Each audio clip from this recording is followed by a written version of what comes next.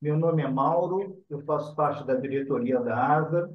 Hoje nós vamos lembrar os 80 anos do final da Segunda Guerra. Para isso, nós trouxemos uma personagem que esteve no campo de batalha, ali na Europa, no final dos anos 30. Eu falo de Roland Fischler, presidente da Associação Davi Frischmann de Niterói. Nós temos aqui alguns diretores da ASA que vão fazer perguntas a Roland. Antes disso, Roland, muito obrigado por ter aceito o nosso convite. Uma boa noite a você. Eu queria que você fizesse um resumo da tua vida na Europa e possa começar essa conversa.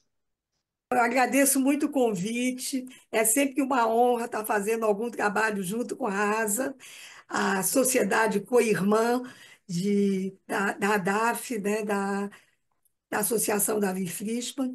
E como criança que nasceu no início da Segunda Guerra, passei todo o período da guerra na Europa, só chegando aqui em 1947. Então, naquilo que eu puder ajudar e falar sobre um pouco da minha família, eu estou aqui à disposição e pronta a receber as perguntas. Uhum. Rolando, fala um pouquinho da tua família. Como você viveu esse início de guerra? Como foi que teus familiares viveram na Bélgica, lugar onde você nasceu? Como foi o teu período de segunda, ao longo da Segunda Guerra? Eu sei que você esteve na França e depois a tua vinda para cá. Fala um pouquinho desse período. Meus pais viviam na Bélgica, em Bruxelas. Meu pai, na época, polonês de nascença, ele foi requisitado pelo exército da Polônia em 1938 para lutar pela Polônia contra a invasão nazista, e nós permanecemos em Bruxelas, na Bélgica. É, minha mãe estava gestando, né, quando a guerra começou em setembro, e eu nasci em dezembro de 39. É, com a invasão da Polônia, que perdeu a guerra, né, foi vencida em 7 dias, houve uma debandada do exército e meu pai volta para casa, para Bruxelas. Sendo que nessa vinda dele para Bruxelas, ele passa já pela Alemanha ocupada pelo nazismo e por várias cidades. E ele observa todas as sanções que são feitas contra os judeus. O judeu não pode ir na escola, não pode ter comércio, não pode trabalhar isso. Então, ele percebe que viver sob o regime nazista é uma coisa que quase que impossível. Então, essa viagem, que normalmente seria uma viagem hoje, quem sabe, se faz em 5, 6 horas, foi uma viagem que levou 7 dias, porque as estradas estavam muito cheias. Além das estradas cheias, tinham as tropas militares que tinham prioridade e que podiam passar nas estradas. Então, no momento que as tropas chegavam, todos que estavam na estrada tinham que se afastar, mas também as tropas militares traziam também um outro perigo, que eram os bombardeios, porque tinha aqueles voos rasantes de aviões alemães que queriam realmente derrubar aquele exército que estava ali. Então, muitas vezes acontecia dos voos rasantes, todo mundo tinha que se esconder, eles queriam acertar realmente as tropas, mas muitas vezes acertavam as próprias pessoas, né, que tentavam fugir, se esconder pelas plantações. E também existia um outro problema, que era a questão do combustível, porque as pessoas não tinham o combustível, era somente para as tropas militares, era vendida no câmbio negro, então, não tinha como você abastecer o tal do caminhão. Então, no meio do caminho, o caminhãozinho foi dividido, e a gente começou a aceitar pessoas que pudessem ingressar no caminhão também, que era para justamente pagar essa despesa, esse ágio do combustível para a gente poder chegar. Acontece um fator importante nesse momento, é que uma das famílias que entra no caminhão, ela era portadora de uma pessoa que tinha uma doença contagiosa, que era a escarlatina. Na época, era uma doença que exigia até isolamento, e entrou e passou para mim e para minha irmã a doença, que nós éramos crianças, e a gente pegou. Como essa viagem levou quase 8 dias, a gente, então, no meio do caminho, já apresentou os sintomas da escarlatina. Quando a minha mãe percebeu o que estava acontecendo, a gente precisava de um hospital. Nós estávamos mais ou menos na altura de Limoges, uma cidade já do sul da França, e tinha um hospital, que indicaram que tinha um hospital, e a gente foi até lá. Minha mãe tentou nossa internação, mas o diretor do hospital explicou que, além de não ter isolamento, naquele momento a prioridade era atender soldados, não estavam atendendo civis. Explicou para minha mãe como seria o tratamento que ela deveria fazer e nos expulsou daquele hospital. Quando a gente estava mais ou menos a 5 quilômetros de distância, Aí começou a chegada de aviões com bombardeio, para bombardear ali. A gente se escondeu para ver o que ia acontecer, mas, na verdade, o objetivo daquele bombardeio era exatamente aquele hospital que negaram nos receber. Se tivéssemos ficado, nós teríamos, então, certamente morrido naquele hospital. Eu costumo dizer que esse foi o primeiro milagre que aconteceu nas nossas vidas, que vários aconteceram, mas esse foi o primeiro que a gente foi salvo por uma doença e foi salvo por causa de uma negativa de entrada no hospital. E seguimos a viagem, com todas as precauções, acabamos superando a doença e chegamos na cidade de Toulouse, no sul da França. Meu pai se apresenta às autoridades polonesas, que como ele era polonês, automaticamente, minha mãe, que tinha nascido na França, era polonesa, que pegava a cidadania do marido, e os filhos, mesmo nascidos na Bélgica, nós éramos nacionalidade polonesa.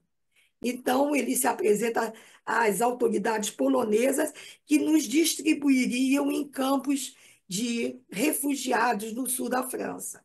E vocês estavam na Suíça quando a guerra terminou e a Isso. família se reuniu e decidiu que deveria se deslocar para Bruxelas para ver, fazer um levantamento dos parentes e da situação. É, você poderia comentar um pouco de como foi esse momento de volta a Bruxelas e as expectativas quanto àquele momento de pós-guerra e sem nazifascismo, mas com muitas sequelas e perdas humanas. Antes da guerra terminar, eu quero só lembrar a vocês o seguinte: é que eu sou uma pessoa de uma memória, eu acho que privilegiada. Talvez seja pelo fato de ter passado por tantas coisas e também por ter sido forçada, de certa maneira, pela minha mãe, posteriormente pelos meus pais adotivos, de não esquecer aqueles momentos. Sempre dizer, não odiar, mas não esquecer. Então, os momentos marcantes foram muito fortes para mim, mesmo na minha infância. Eu era uma criança que sabia o que acontecia no mundo. O período que eu tive na Suíça, é, existia na cidade, era uma cidadezinha de interior, é uma cidade que era um balneário, na verdade, e existia um sistema de comunicação que era um caminhãozinho que passava pelas cidades, cada dia numa cidade, levando notícias de guerra, que era um jornal na tela, onde as pessoas mostravam o avanço da guerra, o que tinha acontecido, inclusive quando começam a ser libertados os campos de concentração, que começa a aparecer algumas filmagens. Então, essas coisas, eu mesmo criança, eu assisti em filme. E um dos filmes, uma vez que apresentou, foi um filme mostrando Bruxelas. Eu sabia que quando a guerra acabasse, eu voltaria para Bruxelas. E mostrava uma Bruxelas totalmente bombardeada, uma cidade em ruínas, né? E como o cinema naquela época era marrom e bege, era ocre, não era preto e branco, era uma cor ocre, me dava a impressão que era uma cidade sem sol. E eu imaginava, como criança, que a Bélgica, Bruxelas, era um lugar onde o sol não aparecia. Era uma coisa triste, era uma coisa muito pesada, que eu não queria nunca chegar lá. Então, na verdade, eu não queria que a guerra acabasse. No meu pensamento, eu achava que a guerra devia continuar e eu viver com esses meus pais adotivos, onde eu estava bem instalada e não queria nem pensar em me afastar deles. Mas eu sabia que um dia teria que fazer essa separação, era uma coisa que já era forçada. Quando, então, acontece o armistício, meus pais, como refugiados de guerra na Suíça, eles tinham tempo para retornar às suas origens. Não é como o Davi pensa, que foi uma opção de voltar para a Bélgica para fazer o resgate da família. Nós éramos obrigados a voltar para o país de origem. Então, como meus avós e minhas tias, que moravam na França anteriormente, que ficaram com a gente no sul da França, eles voltaram para a França. Mas como nós voltamos, éramos de Bruxelas, tivemos que voltar para Bruxelas. Aí meu pai foi na frente, ainda no ano de 45, para ver como é que ele ia encontrar casa. Meu pai tinha um salão de barbeiro, se ainda existia o salão, o que que tinha, o que que não tinha, para poder trazer o restante da família. Então ele foi alguns meses antes e nós viemos em seguida. Meu pai tinha alugado um cômodo, porque como já não existia moradia suficiente na Bélgica, as pessoas ou iam para campos de refugiados na Bélgica, que haviam muitos, aqueles que regressavam e não tinham onde ficar, e quem tivesse posses e encontrasse um quarto, uma casa, um cômodo, estavam sendo alugados na época cômodos, 2 cômodos, um cômodo. Então, uma casa normalmente de 2, 3 andares era um banheiro só para todos os andares. Não tinham instalações sanitárias para todos. As pessoas alugavam os cômodos. Então, era assim. Então, nós voltamos para a Bélgica e fomos morar em 2 cômodos. Um era a sala de jantar, onde tinha a cozinha, e onde tinha um meio barril que a gente tomava banho, e, e tinha o quarto de dormir. Separado com um biombo, a cama dos meus pais, da cama minha e da minha irmã. E quando nós chegamos, então, na Bélgica, meu pai foi tomar conhecimento do que tinha acontecido com todos os irmãos dele, mãe, e tudo que. Minha avó já era viúva quando iniciou a guerra. Meu avô faleceu em 1938. Então, minha avó paterna estava na Bélgica, tinha 11 filhos, então ela não quis sair da Bélgica e ela achava que, como a maioria dos filhos tinham nascido na Bélgica, eles estariam em segurança, mas não tem segurança para judeu que não tem uma cidadania. A cidadania era polonesa, e na hora do pega para pegar, né, eles pegaram todos os judeus ali existentes.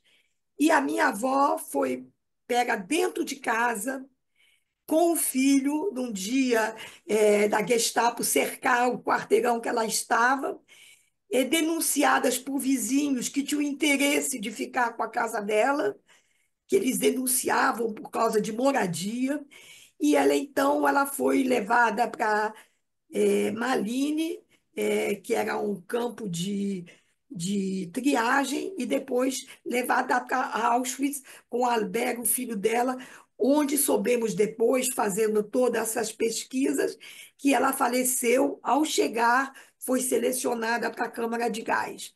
O filho dela, Albert, era um rapaz de 14 anos mais alto, ele poderia ter sobrevivido, mas ele não quis se separar da mãe. Então, os dois foram mortos em câmara de gás. E os outros filhos menores, a minha avó já tinha distribuído entre várias organizações judaicas da época. Elas colocavam as crianças em mosteiro, em orfanato, em casas de família, camponeses, para poder salvar essas crianças. Então, esses meus tios estavam todos, eram 5, estavam espalhados em vários locais, que meu pai teve dificuldade para reencontrar essa família. Só que eles eram órfãos. e a dificuldade de poder viver sob tutela do meu pai era muito difícil, porque não tinha trabalho, não tinha comida, era um momento muito difícil para quem voltava de imigração. Meu pai, ainda com o trabalho que ele fez na Suíça, como ele trabalhou com minha mãe num sanatório de tuberculosos na cidade de Lezé, eles tinham uma economia, porque eles lá no hospital eles não pagavam comida e nem moradia. Aí eles puderam economizar e tinham uma pequena reserva quando eles chegaram na Bélgica, mas não tinham o suficiente para poder assumir uma família tão grande. Não havia essa possibilidade. Então, esses meus tios, os Estados Unidos, então, abre na época a imigração, em 1946, abre imigração somente para quem tem familiares nos Estados Unidos. Não é o governo que assume a a imigração, são os familiares. Quem tinha um tio, um pai, um irmão, todo mundo conhece bem essa história, conseguiu os Estados Unidos. Quem não tinha, não conseguia. Depois, o segundo país a abrir imigração foi o Canadá, somente para crianças órfãos. Então, esses 5 irmãos do meu pai, eles tiveram, deles 4 embarcaram no navio que levaram eles para o Canadá, onde eles foram distribuídos, cada um numa família, e adotados por famílias canadenses. O mais velho, que tinha 15 anos na época, como ele tinha idade para poder, estava na chomera de sair, para poder ir para Israel, ele sai num desses navios clandestinos que tentam aportar Israel, ficaram vários dias à deriva, passaram por Chipre, depois eles conseguiram voltar para o mar e eles chegaram em Israel a nado. O navio encostou o mais próximo possível e eles chegaram lá nadando, que é o Bernard. Assim, os irmãos do meu pai. E tinha uma irmã sobrevivente de Auschwitz, que ela, então, conseguiu depois imigrar para os Estados Unidos. E o irmão, Jules, que era o segundo irmão, meu pai era o mais velho, o segundo, ele ficou escondido na Bélgica, num porão, durante a guerra toda, mas nesse período ele não ficou sem fazer nada. Ele teve 8 filhos. A mulher dele ficava à frente e ele, a única coisa que ele sabia fazer era fazer filho. Então ele teve 8 filhos, mas sempre escondido no porão. Ela era cristã, ela não era judia, e assim ele sobreviveu. Então, nesse momento, eu mesmo não me adaptava na Bélgica, com essa família, para mim era muito sofrimento. Nós tínhamos um dia por semana que toda a família se reunia naquele cômodo que era uma sala e traziam pessoas amigas que contavam que viram fulano de tal a última vez, quando viram meu tio pela última vez, aquele parente, aquele amigo. Então, a gente era jogada para o quarto de dormir para não ouvir as conversas, mas o que mais interessava era a gente ouvir, né? Criança. Então a gente escutou, eu e minha irmã, nós escutamos todas aquelas histórias do que aconteceu com a família, com minha avó, com meus tios. Foi uma coisa assim muito vivida e sofrida pela gente. Só que minha irmã era um pouco mais velha e uma das irmãs do meu pai, na idade da minha irmã, que minha avó teve filhos ao mesmo tempo das noras.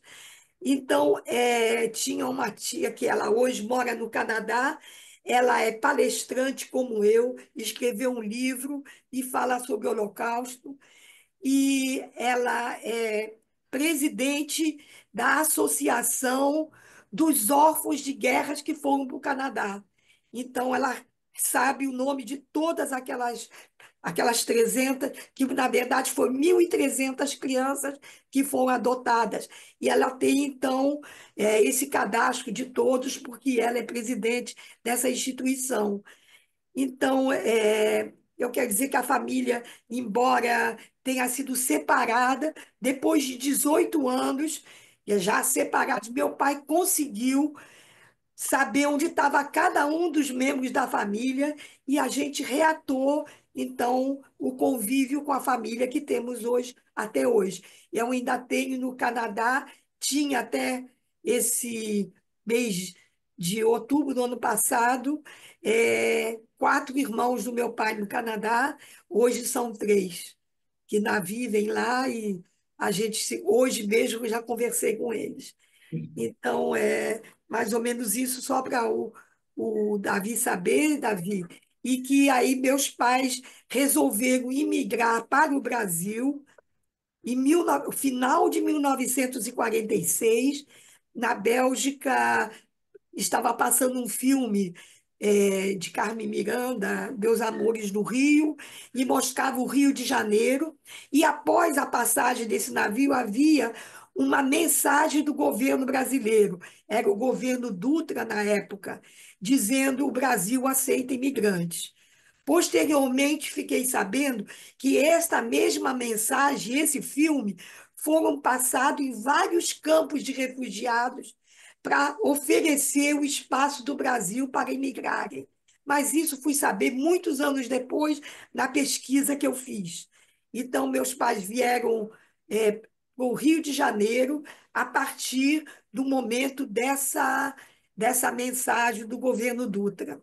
Que você aqui no Brasil, né? Você se tornou uma líder, né? Faz palestra e tudo. Você tem na sua família já tinha gente que trabalhava assim na política, fazia esse movimento, ou você está iniciando na família, iniciou isso na família? Então, quero dizer o seguinte, que eu desde cedo, quer dizer, militei sempre, primeiro nos movimentos sionistas, que fui do drone e tudo, depois já em Niterói, como na verdade, quando meus pais imigraram para o Rio de Janeiro, eles foram diretamente para Niterói, onde a gente foi recebida justamente pela comunidade da Biblioteca Davi Frischmann. Né? Hoje sou presidente da associação, mas na época era a biblioteca, como era a BIPSA, né? No Rio, era a Biblioteca Shalom Aleichem. Então, lá era a Biblioteca Davi Frischmann. Nós fomos abraçados por essa comunidade e eu acho que eu transferi toda aquela família que eu não tinha mais, que estava no exterior, para aquela comunidade que eu chamava todo mundo de tio, de tia, meus amigos eram meus primos, e assim me integrei dentro, eh, dentro da biblioteca, que era uma instituição progressista, e assim quero dizer que nós chegamos aqui em 1947, no mês de fevereiro de 47, março de 47. Meu pai em janeiro e nós chegamos em março. No mês de abril, a biblioteca fez uma comemoração é, pela homenagem aos heróis do gueto de Varsóvia. Isso em 47. Foi a primeira vez que eu tomei conhecimento do gueto de Varsóvia. E a partir dessa data, nunca deixei de fazer um ato, uma homenagem em toda a minha vida. Eu não me lembro um ano que eu não tenha participado de um ato em homenagem às vítimas do gueto de Varsóvia e os heróis do gueto. Então, a partir dessa formação que a gente teve lá, e depois, principalmente, eu não me separei de Niterói mesmo, meus pais mudando para o Rio, depois para São Paulo, onde eu passei a minha juventude, as minhas férias, meus feriados eram em Niterói. Era onde eu tinha plantado realmente as minhas raízes. A minha amizade com a Edna, por exemplo, foi minha primeira amiga quando eu cheguei aqui no Brasil. Meu primeiro amigo, o falecido Valdir Mickmar, né? Mickmar, que eram meus amigos de fé e camaradas, né? E também a família Vrobel, que era a Mini Vrobel, Verinha, que eram meus amigos, onde eu passava minhas férias e meus feriados. E aí tivemos Kinderland. E aí Kinderland realmente foi uma grande formação na minha na minha educação política, vamos dizer. Foi uma coisa, era aquilo que realmente me contemplou. Eram muitos livros dados, eram muitas coisas para a gente aprender. E em São Paulo, já na juventude, ingressei na UJC, dentro do grupo da comunidade judaica, e ali comecei a ser uma devoradora de livros. Eu acho que eu levei o meu primeiro tombo, realmente em 58, quando a gente tomou conhecimento aqui da história do mito, né, do Stalin, e que aí houve o rompimento, né, do PCB. Então foi um momento assim muito dramático da minha vida, porque eu sabia tudo do Stalin. Era uma coisa assim que a gente idolatrava na época, até ter consciência que realmente foi um grande erro na nossa história. Bom, mas então a minha formação política vem daqui. Meu pai respeitava, meu pai era uma pessoa progressista, mas ele não era ativista. Ele, por exemplo, aqui em Niterói, enquanto moramos aqui, ele trabalhou dentro da biblioteca, mas como ele era barbeiro, cabeleireiro e tudo, ele trabalhava com Maurício Sherman na parte do teatro, depois com Moisés Cava, que ele fazia, ajudava na maquiagem dos teatros, coisas assim, mas não era uma pessoa de muita leitura. Meu pai era autodidata, ele aprendeu a ler e escrever sozinho. Então, ele não era uma pessoa muito ligada à questão de leitura, mas ele era um cidadão progressista e respeitava minhas ideias e, assim, a minha formação.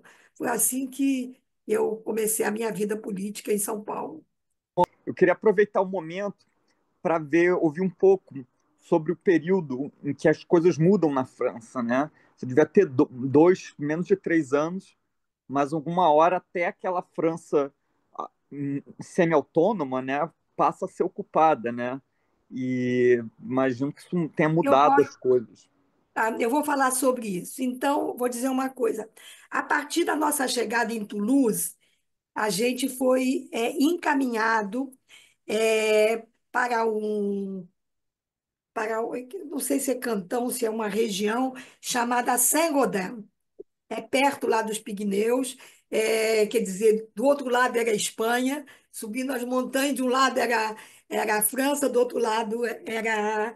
E era uma região de, de águas minerais. Então, era um lugar onde as pessoas que iam para o sul da França iam para a estação de água, tipo São Lourenço, Cambuquira, como é que era? E aí os hotéis, na época, foram transformados em moradias para refugiados. Quase todos os hotéis da região recebiam o subsídio do governo, mas então as famílias que não tinham campos de refugiados para ficar, ficaram muito em hotéis. O que aconteceu com uma das minhas tias, minha irmã da minha mãe, com o marido, que eles ficaram numa cidade chamada Luce-les-Bains. E nós fomos para Saint-Gaudens, encaminhados para um campo de refugiados, mas quando chegamos lá, o campo estava totalmente lotado. Então, nós ficamos sem saber para onde ir, quando estávamos sem meu pai, que meu pai, como meu pai estava, quando meu pai saiu, esqueci de falar isso, quando meu pai saiu da Polônia e volta para a Bélgica, a sobrevivência era muito difícil e ele ingressa no batalhão da polonês da Legião Estrangeira. A Legião Estrangeira era um exército que dava um salário às pessoas que estavam naquele exército. Então, era uma forma também de ajudar o sustento da família, mas ser militar. Então, meu pai foi ser militar, ele e o irmão da minha mãe, do batalhão polonês da Legião Estrangeira. E os dois irmãos da minha mãe, que eram da França, foram o batalhão francês da Legião Estrangeira. Então, tinham dois irmãos da minha mãe que estavam lá e meu pai, o irmão da minha mãe no polonês, que eles eram poloneses.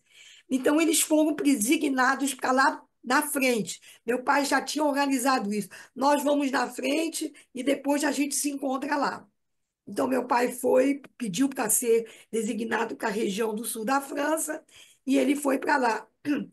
E quando nós chegamos, ainda não estávamos com meu pai, não sabíamos ainda onde iríamos ficar, e aí teve um prefeito de uma cidade, a cidade de Villeneuve-de-Rivière, que foi a pessoa mais solidária que a gente encontrou na nossa vida. A gente sobreviveu a partir realmente da solidariedade e do risco que esse senhor passou. A gente não teve condição de colocar ele até para receber uma homenagem do justo entre os justos, porque ele salvou muitas famílias. O nome dele era Monsieur Puy. É uma pena que esse homem em vida não tenha sido homenageado. Mas então ele, prefeito de uma cidade, vendo a dificuldade que tinha das pessoas que não tinham para onde ir, na cidade que ele era prefeito, existia um antigo moinho tombado pelo patrimônio histórico e que ele resolveu é, ocupar aquele moinho com refugiados. Nós éramos 120 judeus refugiados nesse antigo moinho. Quando eu digo antigo, é antigo mesmo. Ele foi construído, a parte de pedra dele, no ano de 1350. E a parte de alvenaria, que ele acopla a ele, era 1530, a idade do Brasil praticamente. Era um mausoléu, como se diz, né? E nesse campo nós ficamos, então, até 1941, de 40 a 41. Quando o Monsieur Puy não teve mais condição de receber verba para sustentar esse moinho, ele teve que desalocar as pessoas para outros campos de refugiados. Mas meu avô, pai de minha mãe, esse que tinha um antiquário, ele, na verdade, ele era reservista da Guerra de 14. E ele tinha um salário, ele recebia, bem ou mal, ele tinha um salário. Então ele disse: mas com o meu salário, a gente pode alugar uma casa nessa cidade e não vamos sair daqui. Mas nós não podíamos, como judeus, ficar naquela cidade. Tínhamos que mudar de nome, estávamos na clandestinidade. Então, meu senhor Puy conseguiu fazer com que a gente entrasse naquela cidade de uma forma clandestina, apresentando a gente da cidade não como judeus, e começamos a conviver ali, as minhas tias tocando a plantação, minha avó ficava comigo e minha irmã, e a gente conseguiu conviver naquela região. E a minha outra tia, irmã de minha mãe mais velha, que ficou na cidade de Alus-les-Bains, o marido dela era carpinteiro, ele arrumou um trabalho de carpintaria, e ela ficou com, primeiro, dois filhos naquela cidade, era mais ou menos a uns 12 quilômetros da onde a gente estava. Então, pegava o trem, vinha muito na casa da minha avó, do meu avô, a gente se via ali no sul da França. Depois a história deles vou contar separado. Mas então, só para ter uma ideia, então naquela região existiam vários campos de refugiados. Em 2017, eu voltei àquele local e tentei chegar naquele moinho. E eu fui na prefeitura e perguntei lá se eles podiam me indicar o caminho para chegar ao moinho. Aí disseram: por que o moinho? Eu falei assim, que foi um campo de refugiados durante o período da guerra. Guerra? Aqui? Não temos guerra. Não existiu guerra nenhuma. Não teve guerra nenhuma aqui. Sul da França não teve guerra. Um negacionismo imenso, né? Dentro da prefeitura. E eu tinha uma foto, que é a foto que, inclusive, faz parte da capa do meu livro, que chama Um Moinho, justamente em homenagem a esse primeiro local de acolhimento fugido do nazismo. Então, eu mostrei a foto para eles, mas aqui a foto do moinho e aqui os refugiados, o que vocês me dizem? Aí foi uma correria dentro, eles botaram no computador, eu estava com o pendrive, eles abriram, aí apareceu os secretários, apareceu uma porção de funcionário, e daqui a pouco apareceu um menino, não sei da onde, com um mapa pelo Google como chegar no moinho. Então, aproveitei que eu estava lá, naquela cidade, e eu perguntei se eles conheciam o Monsieur Puy. Não, meu senhor Puy viveu aqui muitos anos, foi prefeito de uma cidade muito querida. Falei, pois é, o senhor Puy foi quem nos acolheu aqui. E aí eu contei a história dele e eles ficaram assim maravilhados. Aí teve um senhor que apareceu lá e disse assim, olha, tem uma senhorinha aqui que ela vive aqui na cidade desde aquela época. Eu vou chamar ela aqui para conversar com você. Em 10 minutos ela está aqui. Mas você sabe que o que aconteceu? Eu não tive nem a ideia, eu estava tão emocionada. Não tirei fotografia, não sei o nome da mulher completa. É uma coisa assim que, na hora, eu não tive a sensibilidade de fazer isso. Bom, essa senhoria, ela se lembrava, ela, na verdade, ela era órfã e era criada pelo irmão e a cunhada. Foi quem criaram elas. E a casa que nós moramos, por um acaso, foi alugada, era a casa que era dos antigos pais dela, que o irmão tinha alugado. Então, ela sabia o nome do meu pai que pagava o aluguel, e ela contava as histórias porque essa cunhada ficou muito amiga das duas irmãs da minha mãe. Então, ela disse assim: Você sabia que a única pessoa dessa cidade, quando vocês fugiram, sabiam que vocês fugiram? Foi a minha irmã, foi a minha cunhada que me criou, porque vocês foram entregar a chave da casa e contaram para ela que eram muito amigas. Então, a única pessoa que soube da nossa fuga foi exatamente. E eu não tirei fotografia dessa senhora nem nada. Ela me contou coisas que eu não sabia. Eu achei aquilo muito legal. Mas aí, nesse momento, a gente. é, quando acontece 1941, que a gente sai como é que chama? Do moinho e vai para essa casa.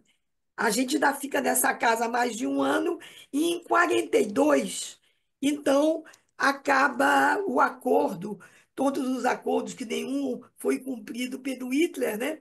É o acordo dele da França livre e vai invadir a França. Então, e é o ano de 42, foi exatamente o ano da solução final. Então, começou ali naquela região toda do sul da França, a eles passarem na cidade, tirarem as pessoas dos hotéis, levavam para as estações de trem e levavam famílias inteiras para Auschwitz. Em 1942, começou-se a perseguição de todos os judeus do sul da França.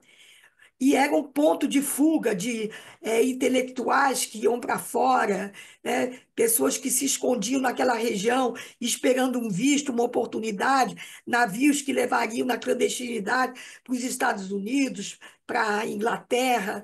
E era uma forma, era um lugar que fervilhava, vamos dizer, política naquela época. E o meu tio, que era marceneiro, que trabalhava como marceneiro e morava no hotel na cidade de Addis-Abeba, aconteceu o seguinte: em 1941, nasceu a 1940, desculpe, minha prima, filha dessa minha tia, naquela região. E existia uma lei francesa que determinou que todas as crianças nascidas no sul da França, a partir de 1940, não poderiam ser deportadas. Os pais estariam a salvo. Então, a minha tia se prevaleceu dessa, era a terceira filha, e ela estava grávida do terceiro filho, quando aconteceu de recolheram todas as pessoas no hotel que ela estava, e ela e a sogra que morava com ela conseguiram se salvar de lá. Não foram por causa dessa lei, eles tinham documento e estavam protegidos. Mas não puderam ficar nessa cidade e foram para uma cidade que agora não lembro o nome, não sei que lá, Derra, uma coisa assim. E nessa cidade, meu tio novamente vai trabalhar como marceneiro, carpinteiro, numa num estabelecimento, e acontece que na cidade os partisãs, né, os pessoal da resistência, matou dois oficiais alemães. Então, eles pegaram, aliás, um oficial alemão, e para vingar um oficial alemão, eles pegavam três franceses aleatoriamente e exigiam que, se não se apresentasse quem tivesse matado o oficial, então essas pessoas seguiam fuziladas em praça pública. E assim, meu tio foi um desses selecionados e morreu em praça pública, fuzilado na frente da mulher, dos três filhos e a mulher grávida, já de 5, 6 meses, do quarto filho. E a mãe também assistiu ele ser fuzilado, ser jogado num caminhão. Elas levaram quase um mês para poder encontrar o corpo e poder, como é que chama? E poder enterrar. E foi feita uma homenagem a ele, mais os dois que morreram fuzilados, na cidade de Alus-les-Bains, justamente no ano de 47. E a minha prima me chamou para ir lá e cadê a homenagem do pai dela. E foi nesse momento que é na região que eu voltei para aquela região toda, aproveitei para voltar para a região e ver tudo aquilo. Então, eu quero dizer que a França livre acaba em 42 e aconteceu mais um fato. Os comandantes de batalhão da Legião Estrangeira foram obrigados a entregar todos os soldados judeus do batalhão. O batalhão francês que estavam meus tios, que eram franceses, eles então foram entregues pelo comandante e eles foram enviados para Drancy e de Drancy acabaram morrendo em Auschwitz. E meu pai e o cunhado, né, o irmão da minha mãe, que estavam num batalhão polonês, como meu pai era barbeiro e ele era muito amigo do comandante, porque ele fazia a barba do comandante, o comandante mostrou para ele a carta que ele tinha recebido, que ele tinha que entregar todos os judeus do batalhão. Então, mais uma vez, uma pessoa solidária na vida da gente. E esse comandante diz para o meu pai: vou te dar um salvo-conduto para você e seu cunhado passarem 5 dias em casa. 5 dias, se você não se apresentar aqui, eu tenho que mandar as tropas lá, uma patrulha te buscar. Então, você dá seu jeito. Assim, meu pai, quando volta, ele toma conhecimento que aconteceu com meus tios e conta para o meu avô o que tinha acontecido, que ele estava a salvo, e ele resolve, então, nesse momento, tentar fugir e levar a família. Monsieur Puy, novamente, faz documentos falsos para a gente, com carimbo de batata, com nome de pessoas já mortas na cidade, e faz documentos para todo mundo para a nossa fuga. Mas a minha avó já estava no leito de morte, e ela já estava muito doente, câncer de mama, e ela não tinha condições de fugir. Então, meu avô decide que ele fica com as mulheres e vai depois, e que meu tio e meu pai sigam viagem fugindo antes que a patrulha viesse buscá-los. Aí eles vão na frente para a Suíça. No caminho, meu pai faz um caminho, é mês de setembro, ele faz um caminho mandando cartão postal de todo lugar que ele vai para dar como dica para a gente: vocês seguem por aqui, é o caminho que estou fazendo, que está calmo, que está calmo. Só que minha avó vem a falecer somente em 20 de outubro. Por sinal, consegui pegar o atestado de óbito dela naquela prefeitura, e o nome dela era ainda, e ela está com o nome clandestino dela. Ela está como Helena, o nome dela como Helena Korzenevski, que era o sobrenome, mas o nome Helena em vez de Inda. Consegui pegar esse atestado, que ela foi enterrada lá, posteriormente foi feito o translado para Paris. Mas, Então, nesse momento, em outubro, depois da morte dela, é que a gente foge para a Suíça. Então, meu avô, já não podíamos fazer o mesmo caminho que meu pai fez. Meu senhor Pui consegue uns guias para a gente foge, mas já no mês de dezembro, um alto inverno, muita neve, e fazemos a travessia dos Alpes a pé. 4 noites e 3 dias de caminhadas, nos perdemos no caminho, muita coisa aconteceu, mas chegamos a salvo na Suíça. Eu acho Que que esse interessante. episódio aqui, eu acho que do sul da França fica terminado aqui. Solange, eu vou fazer uma pergunta. Você falou tantas vezes em pessoas queridas, pai, mãe, irmã, tios, primos, pessoas da tua família do exterior. Eu me lembro que eu li os 2 livros que você escreveu, Os Companheiros de Viagem e o Moinho, e me lembro que em uma foto que estava você, tua irmã e os teus pais adotivos no interior da França. Eu sei que você passou um tempo no interior da França com a Madeleine, com esses pais adotivos. Queria que você relatasse essa história, que era muito bonita e tem tudo a ver com aquilo que você falou até agora. Tudo bem. Então, quando a gente consegue chegar na Suíça, novamente a gente é entregue às autoridades e somos novamente divididos. Então, minhas tias vão para um campo de refugiado, meu avô, que era velho, vai para outro. Nós ficamos em outro, minha mãe com as 2 filhas, ficamos em outro campo, ainda não tínhamos encontrado meu pai. Aí não havia condição de sobrevivência naquele campo de refugiados, não tínhamos roupa, não tinha aquecimento, faltava comida, era uma situação muito difícil e era um campo que ele era dirigido pelos espanhóis e era um campo muito rígido. O chefe do campo, ele andava com 2 Doberman. Eu me lembro de uma situação, eu no colo da minha mãe, todo mundo em pé na hora do almoço.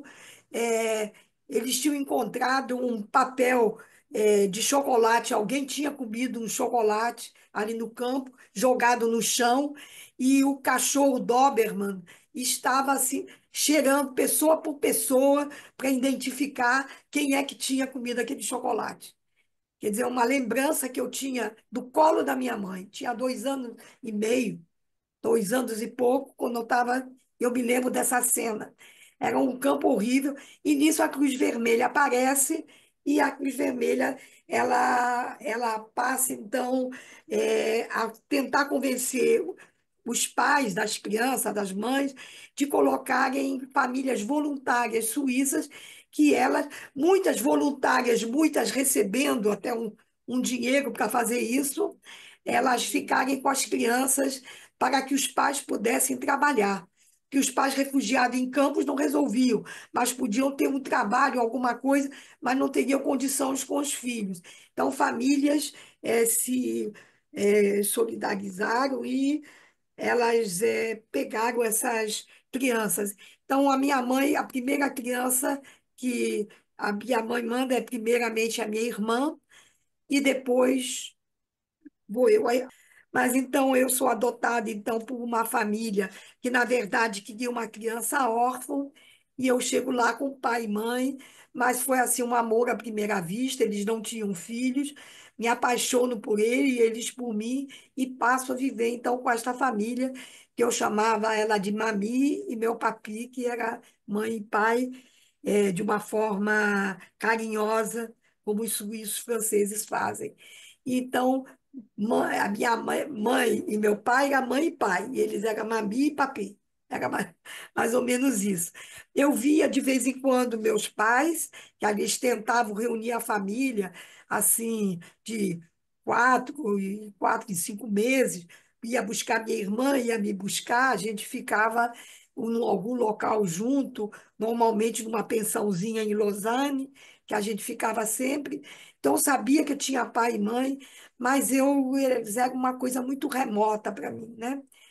E eu achava que eu ia ter a minha vida toda sempre ao lado desses meus pais adotivos, e o momento da separação foi a coisa mais drástica que aconteceu na minha vida.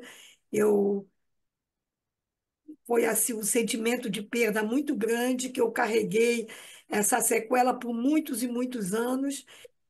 Nós voltamos para Bruxelas, mas não me adaptava a Bruxelas. Aí voltei para a Suíça, até que quando a vida para o Brasil, sabia que era uma coisa definitiva. Nós perdemos o contato e consegui reencontrá-los 38 anos depois, mas cheguei a vê-los ainda com vida. Então, foi esse episódio dos meus pais adotivos na Suíça até a volta para a Bélgica. E mais ou menos isso, e depois da nossa vinda para a Bélgica, acontece realmente os traumas também que acontecem da imigração, né? Primeiro que, enfim, é sempre uma oportunidade única a gente desfrutar, a gente ter a oportunidade, né, sendo redundante, de estar em contato com uma pessoa que sobreviveu a um genocídio, enfim, e poder testemunhar a história através do olhar dela. Rolande, a minha pergunta, são duas questões numa só. Você estava falando de memória, né, lá no início da entrevista. Você tocou muito na questão da memória. Eu mediei debate seu com a Sofia Débora Levi na ASA pelo aniversário de 80 anos do Levante do Gueto de Varsóvia, se eu não estou enganado, na ASA. Qual é? Aí eu me transporto, por exemplo, para um filme como Bastardos Inglórios, que começa exatamente com uma família que esconde uma família judia, uma família francesa que esconde uma família judia. Bom, a gente está falando aí de 70 anos de diferença, né, entre o seu momento de fuga da Europa e o lançamento do filme, mais ou menos 70 anos. Pegando toda a história da sua vida, a sua noção do testemunho, de não esquecer, ela mudou ao longo da sua vida? Porque o filme ele traz uma coisa dramatizada, você traz uma memória pessoal. Como é que você dialoga com essas referências? Então, eu vou dizer o seguinte: como eu fui criada e educada, inclusive por essa família que me criou, no sentido de não esquecer esses fatos, saber o que acontecia. Ele, inclusive, esse meu papi, ele me ensinou o judaísmo, ele era protestante, evangélico hoje, né? Ele era protestante e ele seguia o Velho Testamento. Então, em cima do Velho Testamento, ele procurava me ensinar o judaísmo. Ele estudava para me ensinar. E ele fazia questão de dizer que isso estava acontecendo com os judeus. Acontecia com muita gente, mas principalmente com os judeus. Então, ele sempre me dizia não odiar, mas esquecer nunca, jamais, não esqueça. Então, é uma das coisas que ficou muito firme na minha cabeça. E à medida da minha consciência sobre os fatos e conhecer cada história de cada membro da minha família que eu pesquisei, eu cheguei à conclusão de que a cada momento que eu falo deles é uma forma de dizer eles estão presentes, não morreram em vão, porque a história deles está sendo contada. Então, é uma forma que eu acho que eu tenho de passar essas histórias, principalmente nas escolas. Olha que eu faço palestra, até Banco de Nova York eu já fiz. Escolas, universidades vamos dizer, eu não tenho um vocabulário acadêmico, porque eu não fiz nenhuma universidade, da minha forma simples de falar, mas eu consigo falar para seguradora, é, já nem sei, igrejas, eu já fui em tantos lugares que eu já nem sei. Faço essas palestras, eu acho que há mais de 20 anos, né? Que a gente vai fazendo palestras. E eu acho que a cada momento que eu faço, eu me emociono. Eu me emociono à medida que eu sei que eu estou contando uma história que pode servir de base para que novamente não se repitam essas histórias. Eu não quero que nenhuma criança passe por aquilo que eu passei. Passei momentos bons, mas as sequelas que ficaram desses momentos bons foram ruins, que eu carrego pela vida, as separações. Até hoje, dar adeus a alguém, me despedir de alguém é uma coisa muito dolorosa, né? Então, mas serviu também para a minha formação de lutar contra as desigualdades. Então, hoje, contra qualquer, vamos dizer, intolerância, contra qualquer racismo, eu sou uma lutadora firme disso, participei de todos os movimentos possíveis, inclusive políticos, nesse país, depois da minha naturalização, que eu passei a participar de todas as lutas possíveis que me eram de direito, que agora eu estava lutando pela minha pátria. À medida que eu tinha uma pátria, era o Brasil, eu queria o Brasil democrático, e aí eu passei a lutar, a fazer parte de várias lutas. Então, acho que essa minha formação vem muito dessa criação que eu tive e da consciência que eu tive de que, da mesma maneira que os nossos heróis do gueto não morreram em vão, que deixaram um legado, e até hoje a gente passa esse legado, né? Onde caiu uma gota de sangue, ali vai brotar flores. Eu tenho essa esperança, né? De um dia ter uma esperança de paz. Eu não me desanimo nisso. Então, eu acho que eu vou dando a minha sequência, fazendo minha palestra até como uma missão, entendeu?